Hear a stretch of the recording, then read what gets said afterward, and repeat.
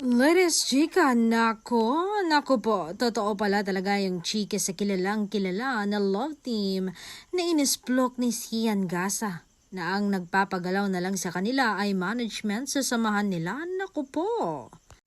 Nakiusap lang ang management sa mga dalawang pinakamatinik o maimpluwensya na marites sa showbiz na wag munang sabihin kung sino ang power couple na iyon na naghiwalay. Nagkalamat ang relasyon pero inayos ng aktor. Niligawan ulit ni aktor ang aktres. Ayon, naayos na. Tuloy ang movie.